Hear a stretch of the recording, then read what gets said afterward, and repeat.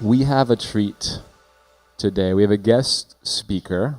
We're a community that values stories. And her story, I think, is going to touch many people here today. So whether it's your first time or you're a big part of this community, I think what Amber will share will open you up wherever you are on your journey as we hear her faith story and what God did and how God worked through, I think, a lot of pain and struggle, and yet brought about some healing and wholeness in and through her life. So would you join me in welcoming Amber as she comes up and shares with us this morning? Thank you so much. Let's see if I can settle here. It is an honor to be with you all this morning. I so appreciate the worship that the team presented. You guys don't know how rare this is, what you have here. I speak with people all over the country, and I'm very grateful to come from an affirming church in Denver, Colorado, that has been a big part of my life for quite some time. But this is not normal. And I think we so often can take it for granted to have this safe space where we can come and be who we are and love each other and love justice and mercy and kindness with one another. And it's just such an honor to be able to share in this space with you. Paula Williams is a good friend of mine and someone I admire a great deal. And so it's an honor to get to come share with you today. I would actually like to welcome you with the words of the ethos from my home church in Denver because it has had such an impact on my own journey of getting to where I am today. And so I'd like to open with those as we start here. Married, divorced, and single here, it's one family that mingles here. Conservative and liberal here, we've all got to give a little here. Big and small here, there is room for us all here. Doubt and belief here, we all can receive here. LGBTQ and straight here, there is no hate here. Woman and man here, everyone can here. Whatever your race here, for all of us, grace here. It's in the imitation of the ridiculous love that Almighty God has for each of us and all of us that we choose to live and love without labels. Amen. Well, if you would have told me 10 years ago that this is where I would be in life, I would never have believed you. I grew up in a very conservative evangelical home and believed that I would be having a family very much like the one that I was raised in. I thought I would be married to a man with kids and probably most likely homeschooling them just as I was homeschooled. But that's not what happened. And I never dreamed that I would now be advocating for LGBT inclusion in the church by sharing my own personal story. I grew up in a Christian bubble. My dad started working at Focus on the Family when I was 3 years old. And for those of you who are not familiar with Focus, Focus was founded by James Dobson and is known around the globe primarily for their parenting advice, their marriage advice, and creating whole family values. So I never dreamed that Focus on the Family would be the very thing that would tear me away from my family rather than help us stay focused on it. But that's what happened. So this became a part of my life when I was 3. My dad started working there when they were still based in the Pasadena area. And when they moved to Colorado Springs in 1991, we transferred with them. Homeschooling was a big part of our community. I grew up and was homeschooled all the way, K through 12. I listened to Adventures in Odyssey, and I acted in Adventures in Odyssey as a kid. And so it sounds like many of you are familiar with that. But James Dobson was a huge part of our household. This is actually a photo of me when I was about 8 or 9 years old with Will Ryan, who plays Eugene Meltzner, and a handful of other characters in Odyssey. So I grew up in that world. Like I said, I was homeschooled. I came from a very musical family that sang and played a lot growing up. And it was this was kind of the bubble that I lived in. I really knew nothing outside of this Christian bubble. I was never really exposed to diversity of any kind. My parents thought that by keeping me in this bubble, they were keeping me safe, and rightly so, trying to protect me from the outside world. But I was never exposed to diversity of ethnicity or different religions or disabilities, or certainly LGBTQ people was so far out there. You just wouldn't even associate with them, right? Because they were the heathen ones and the ones that had turned their back on God. And so I grew up with just very negative stereotypes of LGBT people, even though I had never met one. And so this Christian bubble primarily consisted of people that looked and believed exactly like I did. And so I had no real reason to question and was never really challenged to think for myself. I just kind of accepted the theology that was taught to me. And so if you want to keep going through some of those slides, there's a few more pictures of, I was very involved with a group we called the Green Gable Girls, and we did all things Anne of Green Gables and studied and read the American Girl series and all those things. And so those were all parts of my childhood and my upbringing. We had kind of 4 big pillars in our family. One of them was, of course, prayer and Bible study. My parents were good at modeling that. I remember many mornings waking up to my mom having her own private devotions down in the basement, and they fostered that in us from a young age. I always had my own quiet time with God, then we'd have family devotions at the breakfast table and memorize scripture, and I was involved in Awana, and those were kind of just all the things. So people would ask me, well, do you feel socially deprived because you're not in public school? And of course I said no, because I had lots of friends and I was always active and very busy. And so I thought, no, I'm not socially deprived. And they'd say, well, do you wish you were going to public school? And I said no, because I didn't know anything different. Homeschool was all that I knew. I loved being kind of fast-tracked and challenged, and I actually ended up graduating high school at 16 and having my degree by 18, which kind of put me in a weird place because I didn't really relate to my friends who were still in high school, but I didn't quite fit in with college either. But I always loved being challenged, especially musically. And so I never realized until I got older that I really was socially deprived in some ways, in the fact that I was never exposed to that diversity and really challenged to think for myself. And this was just kind of all I knew. And in my elementary years, I didn't think so much about being kind of that family role model. It didn't really dawn on me so much. I enjoyed being musical. I enjoyed being in Odyssey. I enjoyed these things and just thought it was pretty cool. But as I got into my teen years, that pressure started to weigh on me a little more. And I started to feel that pressure to uphold the family name because my dad was in a very prominent position at Focus, and my mom became kind of a role model to the homeschooling community. And so that was kind of, that pressure of portraying the perfect family started to wear on me, and I began to feel that, and that responsibility. But when I came out, that responsibility changed. And in fact, it was a conversation with Paula Williams that I had a couple years ago, and I sat down and I talked with her and told her I was thinking about maybe taking my story public and asked if she had any advice. And she kind of poked and prodded and asked me a series of slightly intimidating questions. And I wasn't sure where she was going. And finally, when she had kind of collected the information she was looking for, she just looked me dead in the eye and said, "Amber, embedded in your identity is the responsibility to be a voice for change." And so my responsibility shifted that day, and I knew that that was God. I could feel it in my spirit. It just resonated and repeated itself in my spirit for days, and I just heard it over and over and over. And that's how I knew it was time to tell my story. And so this book, Refocusing My Family, was birthed out of that conversation, but also just out of my desire to reach people from similar backgrounds. I wrote it kind of with 2 main goals and target audiences in mind. One was the LGBT person who finds themselves in these conservative faith communities. Because when you grow up in that and you are so cocooned in that Christian bubble, you don't even realize that all these other organizations that we now have available for LGBT Christians even exist. There's a huge gap between that Christian bubble and these organizations that are helping LGBT people, because you feel like it's wrong, you feel like those 2 worlds can never collide. And so it is very hard to kind of bridge that gap. So my heart is really to reach the LGBT people that come from these conservative faith communities.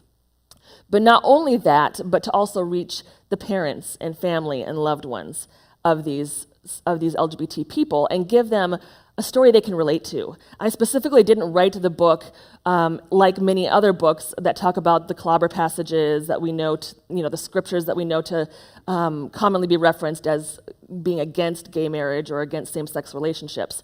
And there's many great people that have written books in recent years that have done that. And so I chose not to do that. I do reference those all in the back of the book for people that are looking for those answers. But I didn't specifically go through that myself because there's other people that have already done it so well.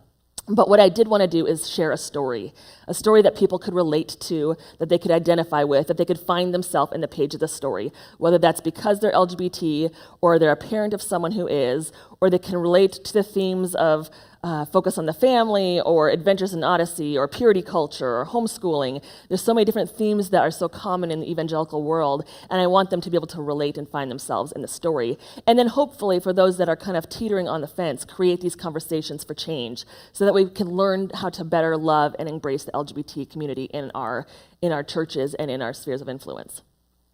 I grew up a huge part of the purity culture and was right in the middle of True Love Waits and Joshua Harris's I Kiss Dating Goodbye, the whole idea of saving sex for marriage and marriages between one man and one woman. And in fact, when I was 13 years old, 3 might be a little much, but at 13, I had this whole purity ceremony, this whole coming of age ceremony that took me from my girlhood years into my womanhood. And all my friends and family came from miles around and celebrated this day with me. And I signed on this pledge that you see there. That's actually my purity ring that I wore and the pledge that I signed. And so I signed on this dotted line that said I would save sex for marriage and wore this ring on my wedding finger that was intended to stay there until the day that I married a man and exchanged it for my wedding band. And so I did that with all of my 13-year-old heart. I thought that that was the thing that was not only to be a good role model for my peers, but also just to please God. That was what I wanted to do. I had a deep, deep heart and deep connection to God, and I really wanted to please God in everything that I did. So I never really questioned it. And I think in many ways that masked my ability to identify my sexual orientation earlier on in life. Because I was homeschooled, because I was a part of this kind of Christian bubble, because I was primarily around girls, which didn't end up working in my favor in the long run, but I wasn't exposed to a lot of guy friends, and so I just never dated. And I saw a lot of my friends date and break up and date and break up, and I just thought, well, God's just saving me from all that heartache. And if I just wait and I just do the right thing, someday my knight in shining armor is going to come running down the path, and we're going to meet and live happily ever after. And so I didn't question it. I just thought that eventually this was going to happen for me. And it wasn't until I was in my early 20s and fell in love with my female roommate that I started realizing there was something more going on here. And that completely turned my world upside down. I did not know what to do. Because when you are taught to hate this thing, this community, and I mean, they wouldn't say the word hate, but that's kind of the underlying belief is this is just the community that we love from a distance, but we would certainly never agree with them or be a part of that community. And so when you're kind of taught to hate this group of people, and then you find out that that group of people is you, then you start to hate yourself. And so I had always kind of struggled with this inner just depression and anxiety and something I couldn't quite pinpoint. It was just always there.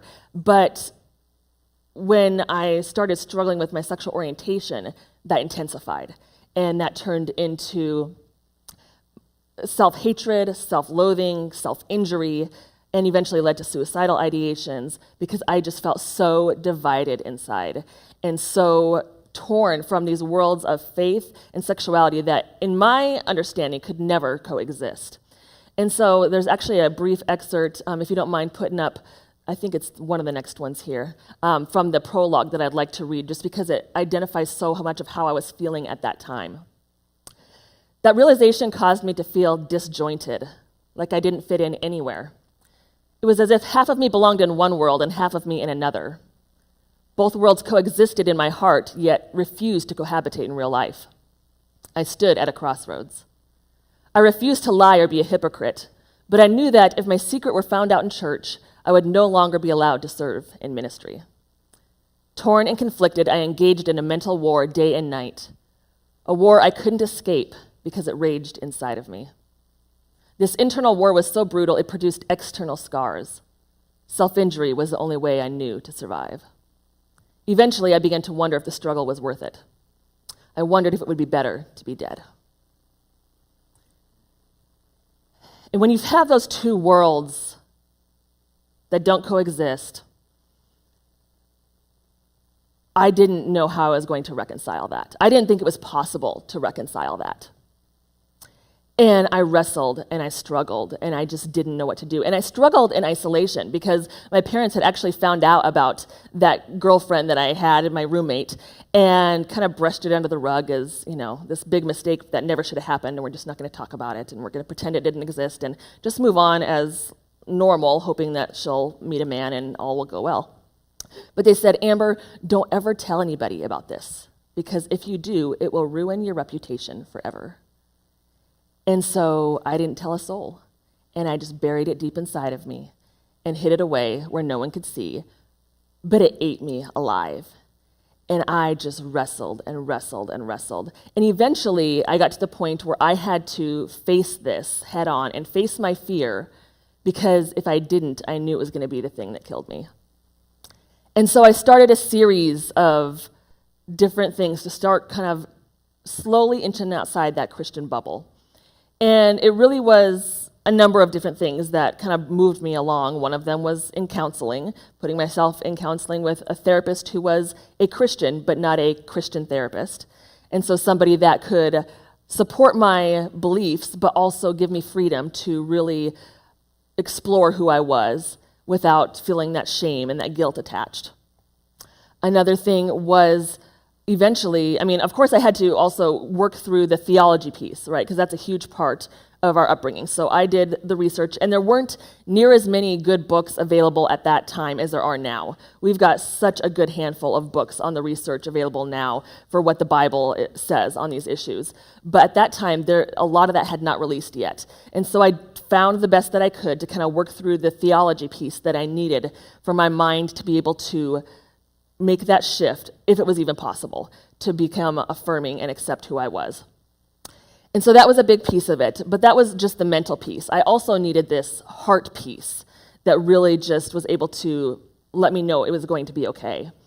And that's where Highlands Church in Denver comes in, because I, as a last resort, just Googled gay Christian church or something to see what just would come up, because I really wanted to know what the Bible said on these issues. I didn't want to just water down the Bible to justify my way of life, as people would often think I was doing. And I was just as terrified to find out that God was okay with me being gay as God was not okay with me being gay, because I knew either way my life was going to drastically change. And so I went on this kind of hunt to see if it was even possible for these two worlds to coexist. And the first thing that popped up in my Google search was this church called Highlands Church in Denver. And so I just poured my heart out to this pastor that I didn't know and had never met, and told him the journey that I'd been on and where I was at and how much I was struggling, because I didn't know what else to do. And I just sent it off into cyberspace and really didn't think that I would ever get a response, because I came from a 14,000 person mega church where you email the pastor, you never hear anything. And if you do, it's like 3 weeks later from a secretary that's read, and it's gone all these places. So I just never thought that I would actually get a response. But not more than 2 hours passed before this pastor personally wrote me the most beautiful not handwritten, but emailed response. And he was so warm and so affirming and so loving and so welcoming. And he said, please come. Please come visit. I will have somebody there to meet you. I will have somebody there to introduce you around, to take you to lunch. And he did. And I was like, who are these people? I've never met you before, and these people are inviting me to come stay at their house so I can go to church the next day. And I'm like, I've never even met you, and you're inviting me to stay at your house? And it was just mind-blowing to me how warm these people were. And I didn't know what to expect, because I'd never been exposed to the LGBT community, let alone anything LGBT and Christian. And so I didn't know what I was going to see when I walked through the doors of the church that day. But when I walked through, I saw a bunch of people that looked just like me. There was nobody making out in the hallway or rainbow flags everywhere. There was just a bunch of normal people. And I was like, you're kidding me. There's people like me. And it was just so affirming. And then to sit and talk with these people and see how they were so in love with God and so in love with their same-sex partner or spouse. And it was just the most beautiful thing I'd ever seen. And that was a huge turning point for me in my own journey, to be able to accept myself and who I was. Because I was able to see that it was possible to have both and be happy. And so through these series of events, and I go into more in the book of kind of the journey that I went on, but eventually I was able to accept who I was and kind of reconcile my faith with my sexuality. And once I had done that, I knew that I had to come out. I knew that I couldn't stay in the closet and just continue to live a life that made other people comfortable. It was exhausting. And I knew that it meant bursting that Christian bubble. And I knew that was going to be hard, and I was terrified. And I thought about it, and I antagonized over it and dreamt about it for weeks.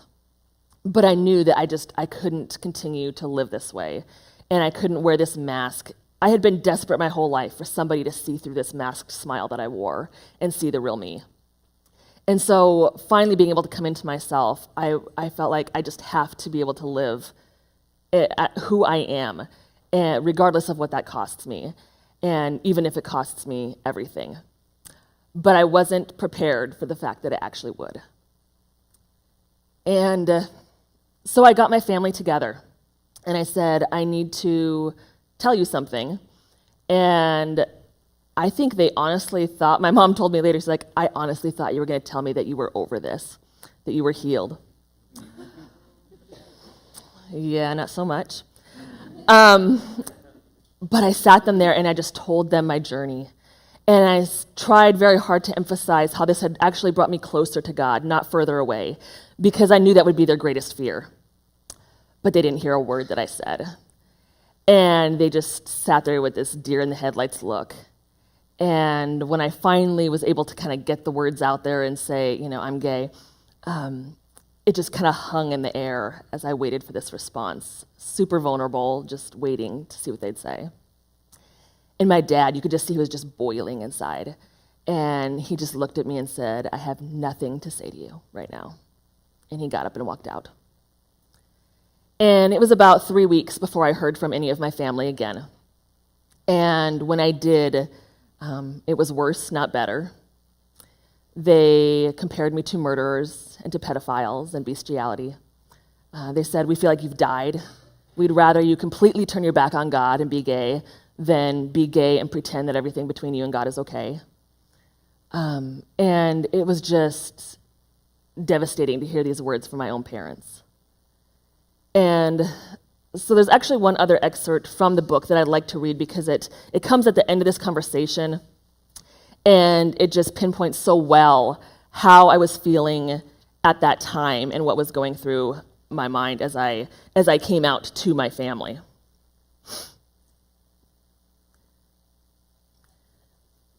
Finally, after I'd been thoroughly reprimanded and ostracized, the conversation wrapped up. But as I went to leave, there was one final jab to my heart that made all of this very real. As I went to walk out the door, my dad asked for the keys to their house back. The childhood home that I'd grown up in from the age of 7, the door that had always been open to me to come by whenever I needed, was now locked, and I was left out in the cold. I was now an outsider, no longer welcome as part of the family. He said they no longer trusted me to have open access to their home. Baffled, I removed the key from my keychain and handed it to him. I think he tried to soften the blow by saying, I love you, before closing the door, but I don't remember for sure. All I could feel was the hurt, the pain, and the rejection from those I cared about the most. I never expected my parents to be accepting or approve of the fact that I was gay, but for the first time in my adult life, I took the risk of completely trusting in their love for me as parents, yet was met with rejection. In my hour of greatest need, my family abandoned me. Arriving home, I opened my journal and in utter heartbreak wrote 10 of the most painful words of my life. My worst fear has come true. I've become an orphan. And those days, that was a dark, dark day. And the months following that were dark. It really was a hard thing to see not only my family turn their back on me, but all my extended family, many of my friends, And I had to leave my home church, and eventually I just ended up a few months later picking up and moving to Denver because I was just trying to survive. And I felt like everybody knew my family. I was walking on eggshells, looking over my shoulder because I just felt watched all the time. And so I picked up and moved to Denver and became a part of Highlands Church. And I really believe to this day that these are the people that saved my life. Having that supportive community made such a difference for me. And that is one of the biggest things that I advocate for when people are getting ready to come out and say, what can I do? What about me? And if you don't mind putting that slide up, because those are the people that were there when my family walked out. And growing up, my mom would always tell me, Amber, friends will come and go, but your family will always be there for you. And yet, that ended up not being true. When I got married, there was no family at my wedding.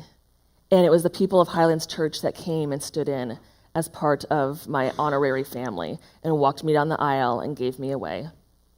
And so those are the people that really saved my life.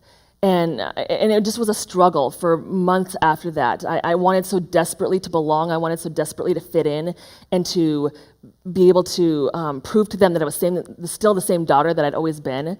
And they just continued to ostracize me and push me out through sometimes their words and sometimes through passive-aggressive behavior. And over time, it just became clear that I was no longer a part of the family. And so we did this tension for about 2.5 years of really trying to somehow make this work, and it just wasn't working. They were in a space, and they continue to be in a space, where they say, I cannot agree to disagree with you on this. In their mind, that is the same as condoning it. And so there's really no room for even a dialogue to take place. And so I think in their minds, as I came out, because I was single when I came out, I think in their minds, doing that, and then even as I met the woman who is now my wife, and we dated and got engaged, my parents were still hoping that there was a chance for change. But when I got married, I think that solidified it for them in their minds. And it was only a few months after that they cut ties with me completely. And so I haven't spoken with my parents in over 3 years, and we continue to not have any contact. And so it was this interesting dynamic between losing absolutely everything and yet feeling more at peace, more joy, more at home in my own skin than I'd ever been. And it was just this interesting balance that I walked, and in some ways continue to still walk, because it's still hard. Holidays are still hard. I still miss my family. But yeah, I wouldn't trade the life that I have now for anything. I love my wife. I love the life that we're building together. I love the people that I'm getting to meet and share my story with. I love our home and the traditions that we've carried on from my childhood and the new ones that we've started on our own. And all of that has just been so beautiful, even when it continues to be hard. And so I wouldn't ever go back to the life that I have before, even though it's cost me everything. So there's a couple things that I really recommend for people prior to coming out. As I mentioned, I think supportive community is key, because that really saved my life. And if you can have that supportive community around you as you are going through, these are my honorary family at my wedding. And they continue to be people in my life, especially the one that I call Nana. And she has taken us in, both of us, as her granddaughters. And she reminds me more of home than anybody else, and continues to be there and always introduces us as her granddaughters. She never gives it a second thought. And she reminds me so much of my own family, but she's just so hip and so cool and so up to date on everything. And I just love her to death. I just think she's fantastic. I just love her. And she goes to Highlands Church, and she often comes over to our home, and we just share a lot of the things that I used to share with my family, and that just means the world to me. So that is one thing that I really advocate for in the process of coming out. The other one is boundaries. Sometimes we have to set boundaries with our family, and that is not easy. It was not easy for me. I was the good girl. I was the people pleaser. I was not used to setting boundaries, and my parents weren't used to having me set boundaries. So it was just as hard for me to do as it was for them to accept. And they kept thinking that somebody was coaching me and feeding me these lines and telling me what to do, because they had never seen that side of me before. But sometimes boundaries have to be set for your own stability and your own mental health and safety. And for me, that was what it came to. And my dad would say things like, well, you're always welcome to come home for the holidays, but Clara, my wife, will never be allowed under our roof. And so I said, well, then I can't come. You would never go somewhere for Christmas where mom wasn't welcome. You can't expect me to do that either. And so those were some of the lines that I had to draw. And that looks different for every family. What's happening in your family, what's happening in your life is different, and the boundaries that you set may have to be different or look different. The same with coming out. There's no guidebook for coming out of the perfect way to do it. I wish there was. Wouldn't that be great? But every family, every situation is so different. And so as I talk to people, there's several key things that I always tell them, but then I'm like, you really have to decide these things for yourself, and you'll know when you're ready, and don't rush it. There's no hurry. And so, but boundaries are something that are just part of self-care and are important at times. And then the other thing is companionship. This is my little monkey. She's here with me today. And this is Half Pint. And she's the other thing that saved my life. I far underestimated the value and the power of having an animal in your life.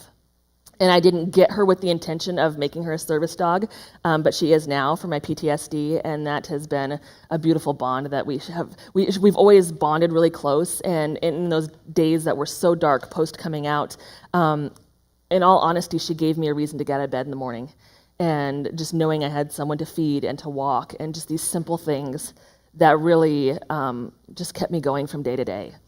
And so in the process of that, we had kind of a series of horrific events the year that I came out, because my father almost passed away, and then my grandfather did pass away unexpectedly, and there was a series of things all within a very short period of time that took place.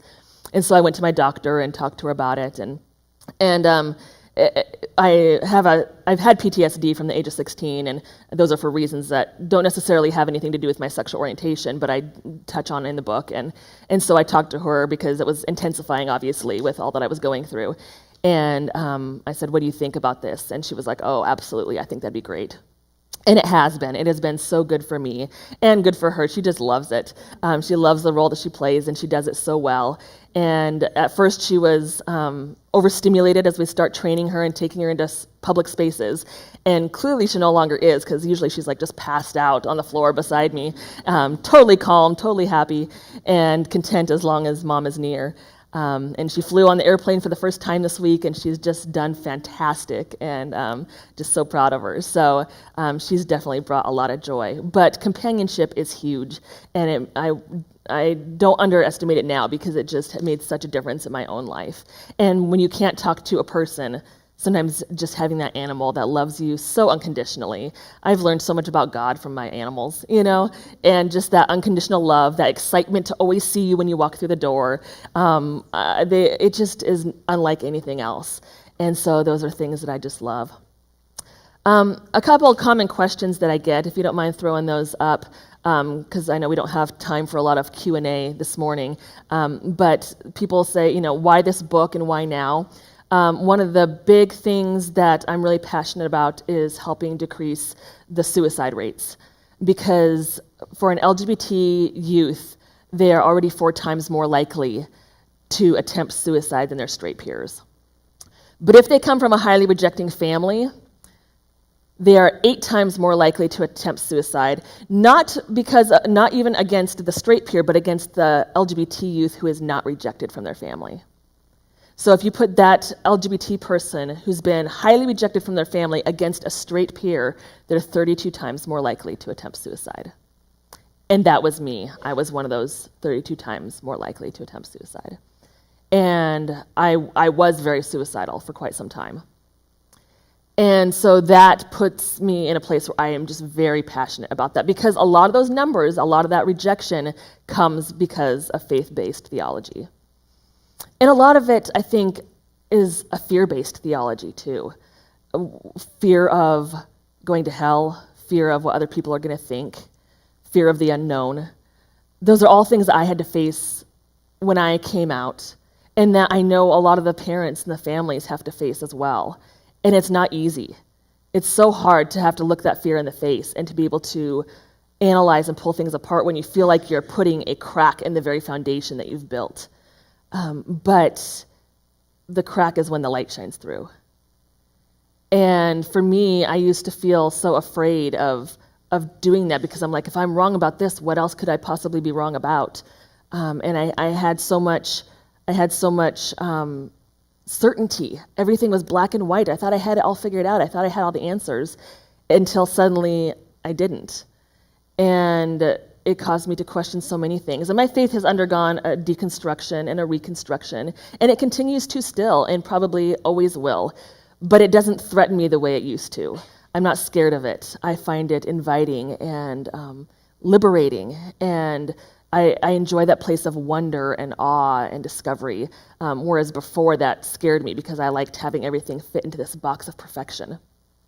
But what I realized is that living in that space of certainty doesn't really require faith at all, because you have all the answers. So what do you need faith for?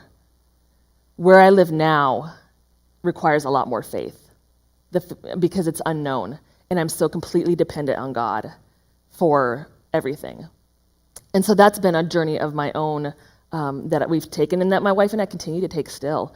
But the suicide rates and the rates of homelessness among LGBT youth are the reasons that I do it, because 40% of homeless teens identify as LGBT, and 25% of them are kicked out of their home.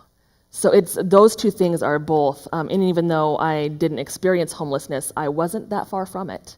I had nothing, and getting moved up to Denver, it was possible. I was, just paycheck away from possibly being on the streets. And so those are things that I'm just very passionate about, and that's why I've written this book, is to help give people a story to relate to that they can find themselves in. I've had so many people say, I feel like I'm reading my own story, and that's the point. I love hearing that, because I want people to not feel so isolated in that space, and I want them to be able to then have those conversations that create change and create a more affirming place for us all to love each other. The number one thing that I tell parents when they say, what would you tell parents to do if their child's coming out? And I say, just love your kid. Even if you don't understand it yet, or you don't fully affirm them, or you thought there's places that you can go that will help you process all that. But don't take it out on your kid. Go do the work you need. Go take the journey you need to do. Plug into places like Freed Hearts with Susan Cottrell and these spaces that are available for Christian parents of LGBT kids, and give them that space that they need to be able to process. Because I guarantee it will not only create a bond between you, if they feel like you're an ally and like you love them, your bond will be so much stronger, but they will also thrive because they feel safe at home. And their risk for homelessness and suicide and these other risky behaviors goes drastically down if they feel loved and affirmed at home. Even if you don't have it all figured out yet, even if you say, I don't understand, but I'm trying, that is so huge and goes so far. And so I think that is the biggest thing that I tell parents.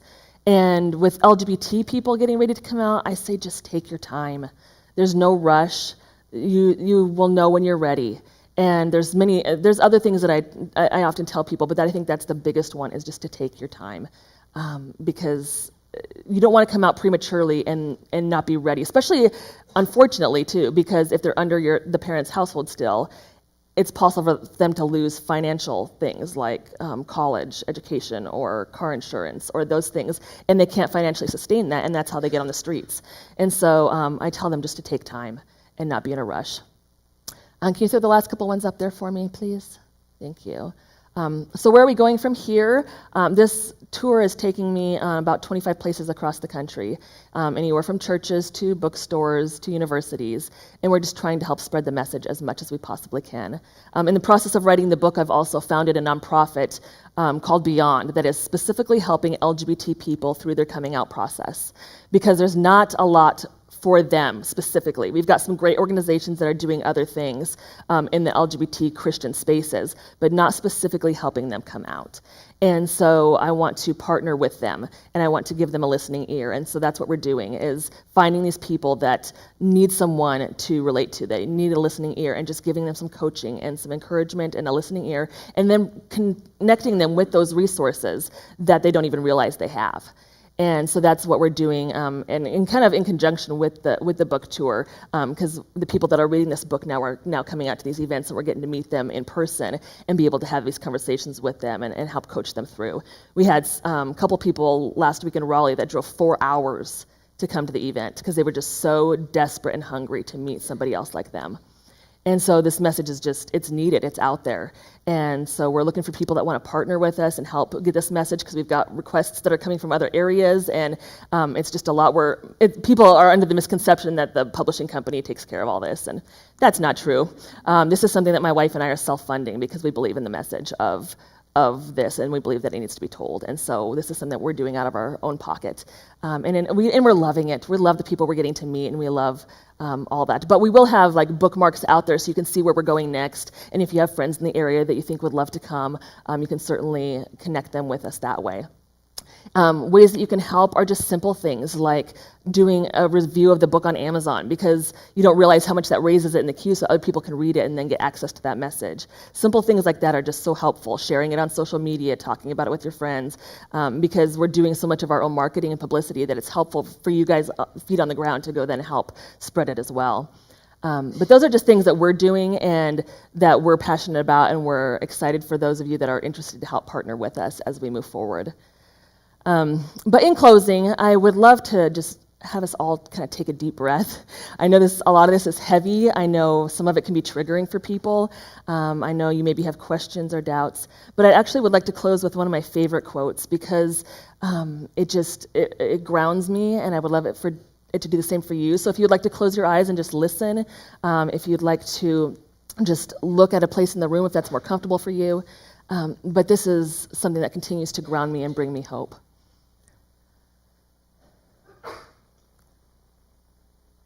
Our deepest fear is not that we are inadequate. Our deepest fear is that we are powerful beyond measure. It is our light, not our darkness, that most frightens us. We ask ourselves, who am I to be brilliant, gorgeous, talented, or fabulous? Actually, who are you not to be? You are a child of God. Your playing small does not serve the world. There is nothing enlightened about shrinking back so that other people won't feel insecure around you. We are all meant to shine, as children do. We were born to make manifest the glory of God that is within us. It's not just in some of us, it's in everyone. And as we let our own light shine, we unconsciously give other people permission to do the same.